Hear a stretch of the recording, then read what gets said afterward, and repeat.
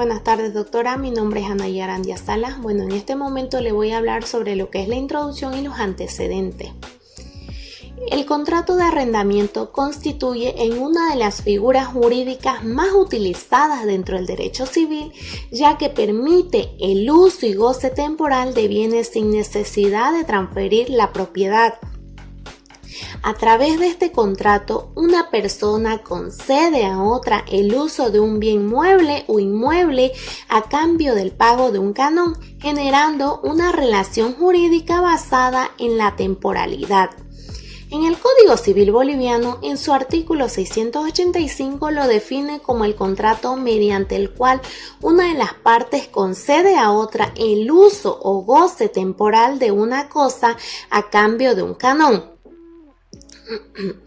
En este contrato cumple una función social económica fundamental, ya que permite el acceso a viviendas, herramientas o bienes productivos a quienes no son propietarios. Los antecedentes. El arrendamiento surge cuando el ser humano deja de ser nómada y adopta una vivienda sedentaria, dando origen a la propiedad privada. Con la aparición de la propiedad también surge la necesidad del mecanismo que permiten el uso de bienes ajenos. En Roma, el arrendamiento adquiere una estructura jurídica clara debido al crecimiento urbano y la necesidad de vivienda. Durante el feudalismo llegó a tener características de pertenencia, pero con la Revolución Francesa se restablece su carácter temporal.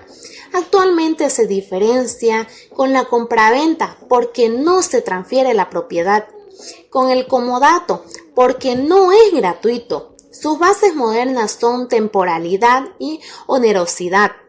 Gracias. Buenas tardes, doctora. Mi nombre es Inés Roxana Mojica y continuando con la explicación de mi compañera, podemos decir de que el contrato de arrendamiento es un contrato en el cual intervienen dos partes. Una de ellas ofrece el uso o goce de un bien inmueble a favor de la otra a cambio del pago de un canon. Sin que se produzca el derecho de propiedad, solo se otorgaría el derecho de uso. Entre sus características más importantes podemos decir de que es oneroso, ya que en este caso el arrendatario es quien hace el pago de los canon. También podemos decir de que es temporal, ya que no puede perdurar en el tiempo. La ley establece un plazo máximo de 10 años. Hay excepciones como los contratos de vivienda.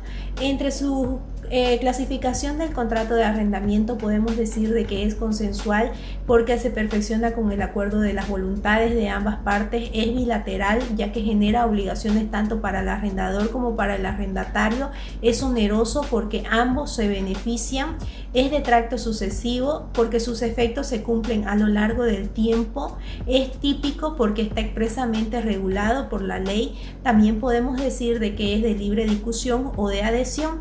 En este caso, si es que ambas partes formaron parte para redactar las cláusulas que contiene el contrato o si es que una de las partes simplemente aceptó lo que la otra parte planteó. Muchas gracias, doctora. Buenas noches, mi nombre es Yanely Sema Mani Velázquez y continuando con la exposición les voy a hablar sobre los requisitos de formación y modalidades del contrato de arrendamiento. Conforme al artículo 452, el contrato de arrendamiento debe cumplir con ciertos requisitos esenciales para que tenga validez. Ya entre ellos está la capacidad.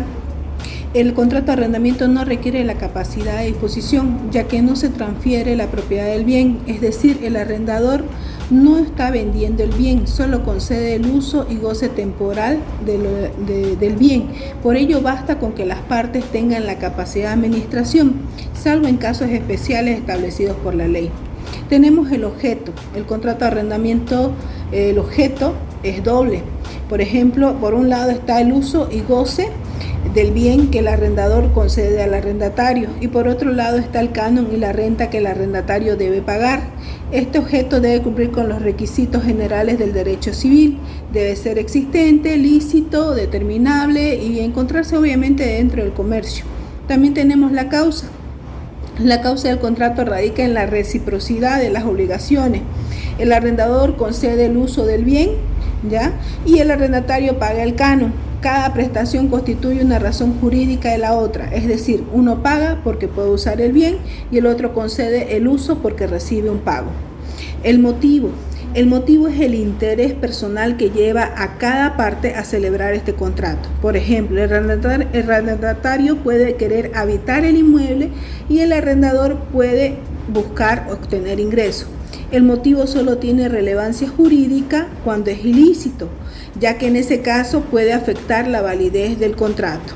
También vamos a hablar sobre las modalidades del contrato de arrendamiento. Además de los requisitos de formación, el contrato de arrendamiento puede incorporar modalidades, que son elementos que permiten a las partes establecer cómo y cuándo ocurrirán efectos en el contrato. Entre ellos está la condición. En la condición es un hecho futuro e incierto, es decir, no se sabe si ocurrirá o no, pero si sucede, influirá directamente en el contrato. Puede clasificarse de la siguiente manera. Puede ser casual, ¿ya?, donde el contrato depende de un hecho externo. Puede ser mixta, cuando interviene la voluntad de una persona junto con un tercero. Puede ser potestativa, cuando depende exclusivamente de la voluntad de una de las partes, ¿ya? Además puede ser suspensiva, cuando el contrato solo produce efectos si el hecho ocurre. Puede ser resolutoria, cuando el contrato ya está vigente, pero se extingue si el hecho se cumple. También está el plazo. En el plazo, en cambio, es un hecho futuro, pero cierto, porque necesariamente ocurrirá. Su función es determinar desde cuándo inicia el contrato o hasta cuándo se mantendrá vigente. A diferencia de la condición, el plazo no afecta la existencia del contrato, sino únicamente da el momento de su inicio y su finalización. Si hablamos en una síntesis, el contrato de arrendamiento, conforme al artículo 452 del Código Civil, requiere la capacidad de administración, un objeto ilícito y determinado, una causa basada en la reciprocidad de obligaciones y un motivo que no sea ilícito. Además puede estar sujeto a modalidades como la condición o el plazo, que permiten regular el inicio, desarrollo o terminación del contrato. De esta manera se garantiza seguridad jurídica y equilibrio entre las partes, ¿no? Muchísimas gracias. Buenas tardes, doctora Rocío. Buenas tardes, compañeros. Mi nombre es William Sandoval. En esta oportunidad voy a hablarles sobre los ejemplos de modalidades y análisis del contrato. Existen diversas formas en las que el contrato de arrendamiento puede celebrarse, incorporando mecanismos que refuercen su cumplimiento o regulen situaciones particulares. El arrendamiento con arras se presenta cuando una de las partes entrega una suma de dinero como garantía del cumplimiento del contrato. Este monto asegura el compromiso asumido y puede funcionar también como respaldo frente a un eventual desistimiento. El arrendamiento con cláusula penal incorpora una sanción económica en caso de incumplimiento de las obligaciones contractuales. Su finalidad es prevenir conflictos y asegurar que las partes cumplan lo pactado, ya que el incumplimiento genera una consecuencia previamente establecida. El arrendamiento de cosa ajena ocurre cuando quien arrienda un bien y no es propietario, pero se compromete a obtener el derecho necesario para conceder su uso. En caso de no lograrlo, el contrato puede quedar sin efecto, ya que no sería posible cumplir la obligación asumida. Finalmente, el arrendamiento consigo mismo se produce cuando una persona interviene en doble calidad dentro del contrato, actuando como representante del arrendador y al mismo tiempo como arrendatario. Este tipo de contrato solo es válido si existe autorización expresa, ya que de lo contrario podría generarse conflicto de intereses. Buenas noches, docente, buenas noches, compañeros. Yo voy a hablar acerca de la eficacia y la conclusión del contrato. Aunque el contrato de arrendamiento cumple con los requisitos de validez, podría presentarse situaciones que afecten su eficacia jurídica. La nulidad podría producirse si se demostrara que el inmueble no pertenece realmente a la arrendadora, ya que ésta no tendría derecho para conceder su uso. También podría darse si bien se destinara a una actividad ilícita distinta a la vivienda pactada. En estos casos, el contrato nacería viciado y produciría efectos jurídicos.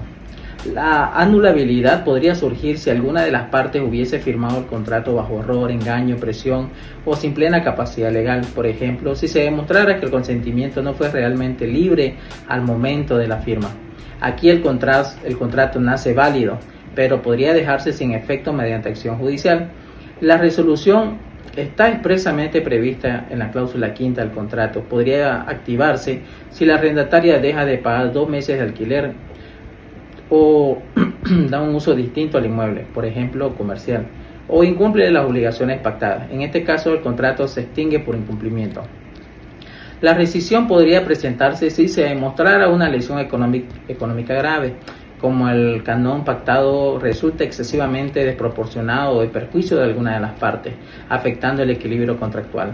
Finalmente, la disolución podría darse por acuerdo mutuo entre arrendadores y arrendatarias para determinar el contrato antes del plazo establecido, o si el inmueble dejará de existir por causa fortuita, siendo imposible continuar con el arrendamiento.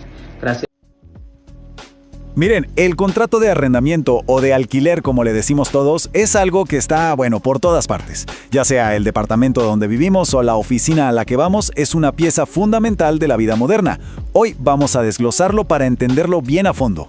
Y es que todo parte de una pregunta súper simple, ¿no? Nos permite usar algo, disfrutarlo, sin tener que ser los dueños. Cumple una función social y económica importantísima para un montón de gente. A ver, legalmente la definición es muy clara. Según nuestro Código Civil, una parte le da a otra el uso de algo por un tiempo, y a cambio de eso recibe un pago, que se conoce como canon. Una idea sencilla, pero que tiene un montón de implicaciones. Bueno, para entender de verdad qué es un arrendamiento, hay que fijarse en un par de características clave, su ADN, por así decirlo. Son los rasgos que lo hacen único frente a otros acuerdos que se le parecen. A ver, lo primero más importante es esto. A diferencia de cuando se compra algo, en un arrendamiento, la propiedad nunca cambia de manos. Solo se está cediendo el uso por un tiempo determinado. Cuando se acaba el contrato, la cosa siempre vuelve a su dueño. Y acá viene la otra gran diferencia. No es un simple préstamo. Si no hay un pago, si no hay dinero de por medio, entonces estamos hablando de otra figura, un comodato. O sea, es la plata, ese pago mensual o canon, lo que lo convierte en un arrendamiento y no en otra cosa. Y si le damos un vistazo rápido a la historia, es fascinante ver cómo esta idea ha estado con nosotros desde que existe la propiedad privada. Desde la antigua Roma, donde se formalizó para las viviendas en las ciudades, hasta hoy, el concepto clave que siempre ha estado en discusión es ese, la temporalidad. Ok, entonces, ¿qué se necesita para que un contrato de arrendamiento sea válido? Pensemos que es como una receta. Y la ley nos da los ingredientes esenciales que no pueden faltar. Y la ley, específicamente el artículo 452 del Código Civil, es súper clara. Estos 3 ingredientes no se negocian. Primero, capacidad para firmar. Segundo, un objeto claro y legal. O sea, tanto el inmueble como el monto del pago. Y tercero, una causa válida, que no es más que el intercambio de uso por dinero. Sin esto, el contrato simplemente no funciona. Bueno, suficiente teoría. Vamos a ver cómo todo esto se ve en la vida real, en un contrato de verdad, analizando sus cláusulas. Ok, ahora sí, dejemos la teoría de lado por un momento y veamos este documento. Es un contrato de alquiler real de un inmueble aquí en Bolivia. Vamos a revisar cómo se aplica todo lo que acabamos de conversar punto por punto. Y fíjense, de entrada, ¡pum!, lo primero que vemos, las partes. El contrato nos dice clarito quién es la propietaria, la que cede el uso, y quién es la arrendataria, la que lo va a usar. Este es el punto de partida fundamental para saber quién tiene qué obligaciones. 2.000 bolivianos. Este número es clave. Es el famoso canon mensual. ¿Se acuerdan que hablamos del objeto del contrato? Bueno, pues esta es una parte fundamental de ese objeto, la cantidad de dinero exacta que se paga por el uso del inmueble. Esta tablita es genial porque nos resume todo, conecta la teoría que vimos con las cláusulas del documento real. Vemos cómo el objeto, la causa y el consentimiento no son ideas volando por ahí, sino que están escritas, bien definidas, en cláusulas que las partes aceptan y firman. Perfecto, pero ¿qué pasa si algo sale mal? Porque, seamos sinceros, a veces pasa. Los contratos tienen que tener una especie de red de seguridad, un plan para cuando las cosas no van como se esperaba. Aquí la ley nos da varias salidas, o bueno, varias formas en que un contrato puede terminar antes de tiempo. Puede ser nulo desde el principio por un error grave, o se puede terminar más adelante por un incumplimiento. La más común, claro, es la resolución por falta de pago. Cada una tiene sus propias reglas. Y aquí está el punto más importante. Fíjense bien, el mismo contrato nos da las reglas del juego para cuando las cosas se complican. Esta cláusula es un mecanismo de defensa. Si una de las partes no cumple, en este caso con el pago, el acuerdo se puede romper. Es algo que el mismo contrato prevé. Bueno, después de todo este desglose, vamos a hacer un resumen rápido. ¿Cuáles son las ideas que sí o sí hay que llevarse de todo esto? Básicamente, estos son los pilares. Si se entiende esto, se puede mirar cualquier contrato de alquiler con otros ojos. Es un intercambio, es temporal y tiene un costo. Necesita esos 3 requisitos legales para ser válido. Y tan importante como saber a qué nos comprometemos es saber cómo y cuándo se puede terminar ese compromiso. Y para cerrar, les dejo una pregunta para pensar. Con esta información en mente, la próxima vez que se tenga un contrato de alquiler enfrente, ¿qué va a ser lo primero que se busque? ¿El plazo, el monto del alquiler? ¿O quizás esas cláusulas que hablan de qué pasa si las cosas no salen bien? Pensar en eso puede hacer toda la diferencia.